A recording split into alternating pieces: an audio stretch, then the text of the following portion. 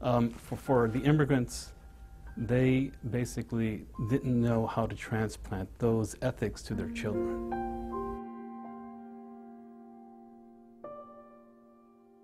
In order to dive deeper into the melting pot and more fully understand the relationship between Muslims and America, we should know more about the history of Muslims in America. The history of Muslims in America goes back a long way.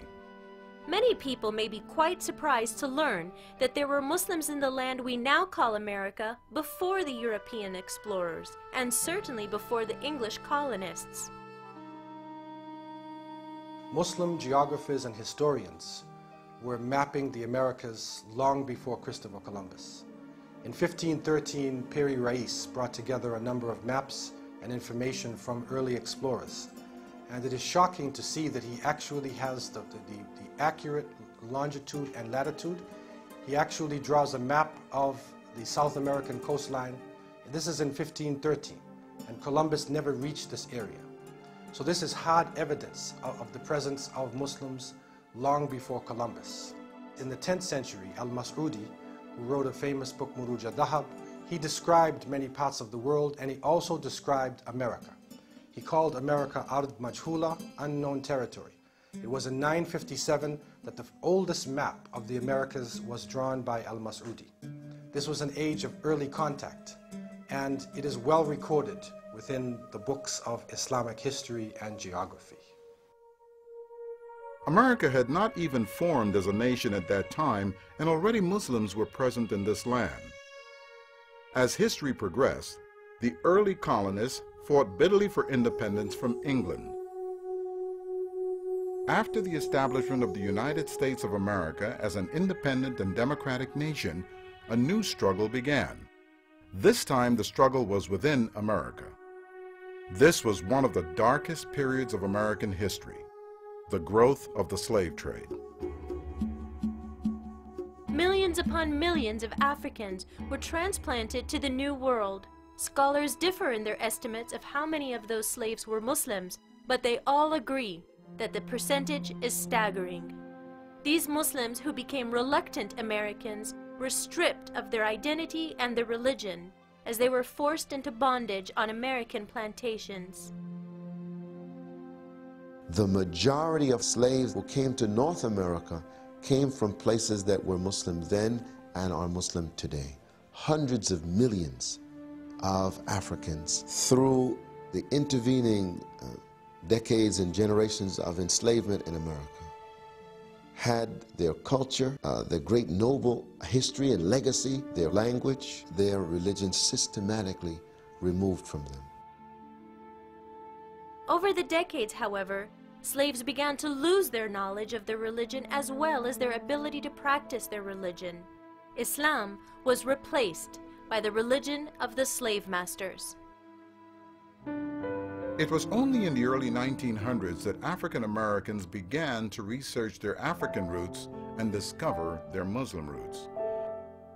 After enslavement, where you will find what John Hope Franklin calls the nadir, an Arabic word, a humble period, a low period for African American people, just out of slavery, reaching their lowest point in the social and economic development in America.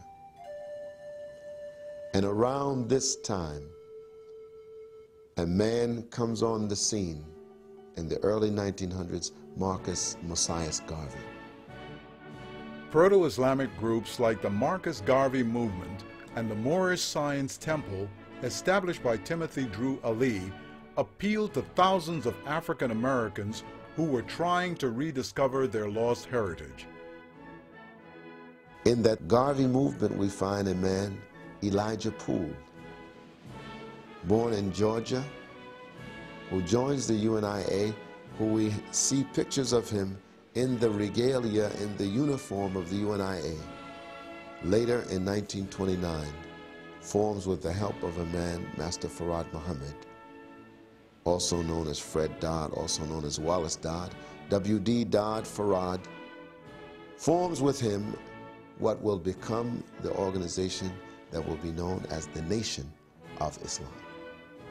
It is through the Nation of Islam that many African Americans discovered the universal, all-inclusive message of mainstream or Orthodox Islam. Most famous among these was Malcolm X.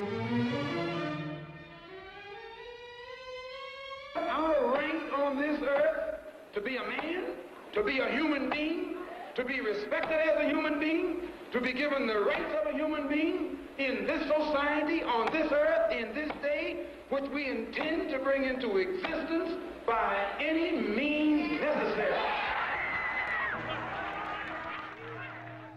Malcolm X as a person who accepted the tenets of the Nation of Islam while in prison. But his pledge is that he will tell the truth about the condition of African American people and about the lies that have been told to them from the white majority. That message holds true for him through his evolution as a Muslim.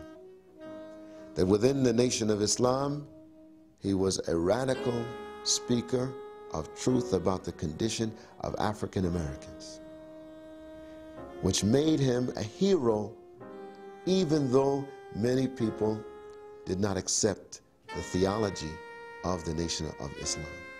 Ultimately, Malcolm X's unyielding search for truth leads him to a broader understanding of the universal message of Islam. He performs a pilgrimage to Mecca and conveys back to the American people that Islam is a brotherhood of all races. Malcolm X's legacy is an important one for American Muslims, as it is an inspiring story of how Islam and Malcolm's unyielding search for truth helped him see past racism and see humanity as a brotherhood.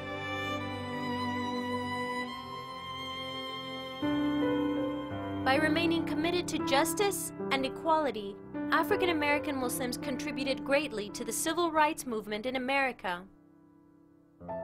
America had much to gain from their Islamic perspective. African Americans were not the only Muslims in America. After World War II, changes in the United States immigration policy resulted in a large number of Muslims immigrating to America. In the mid-70s, following the death of his father Elijah Muhammad, W.D. Muhammad became the leader of the Nation of Islam. He accepted mainstream or Orthodox Islam and brought with him hundreds of thousands of African Americans to the larger American Muslim community. As more and more African Americans embraced the universal brotherhood of Islam instead of race-centered movements and the number of immigrant Muslims rose, Muslim communities began to form across America. Over the last few decades, American Muslims have established communities in every state in America. It's fascinating to look at the American Muslim community because the American Muslim community is, in fact, international in a place like the United States. Well, when you look at the American Muslim community, you have, first of all, the two large groups, African American, if you will, indigenous Muslims, and then you have immigrant in second, third, and fourth generation. But ethnically, you've got Arabs, you've got South Asians, Southeast Asians, you've got Africans, you've got Central Asians, you've got Turks. So you've got an enormous diversity. With such a diverse population of Muslims, it should come as no surprise that American Muslims have contributed to our great nation in a number of ways. For many American Muslims who immigrated to the United States, it was American ideals, the principles America stands for, that inspired them to create a new life in the U.S.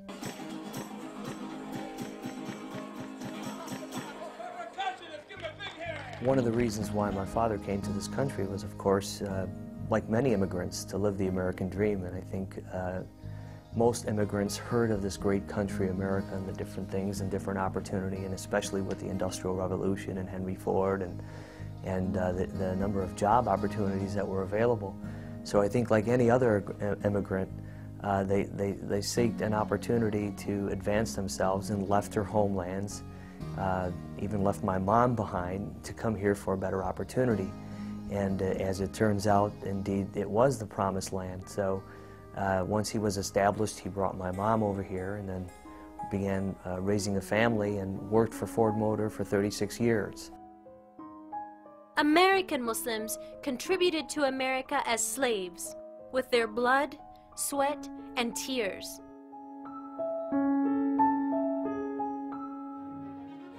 American Muslims contributed to America by reminding our country of its own principles of liberty and justice for all.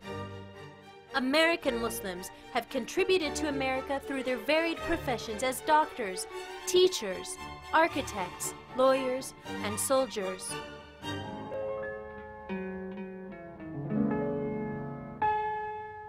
American Muslims have also contributed to America by making the ultimate sacrifice, putting their lives in danger in order to protect their country. Sometimes you'll come across people that will think that because you're Muslim, you're anti-American, or that you're not patriotic. We're extremely patriotic. My father served in the Coast Guard for 20 years. We love our country. My grandfather from my mother's side served in World War II. He was actually a resident in Boston. That's where she was born. That's where my family was from. And he actually volunteered. He enlisted to fight with the Allies out of Boston. And he was actually wounded. Throughout their long history with America, American Muslims have sacrificed and contributed a great deal to the benefit of our country. As believers in the faith of Islam that teaches peace, brotherhood, and unity, and as citizens of a great nation that teaches democracy, equality, and justice, American Muslims live in harmony with their beliefs, their nation, and their neighbors.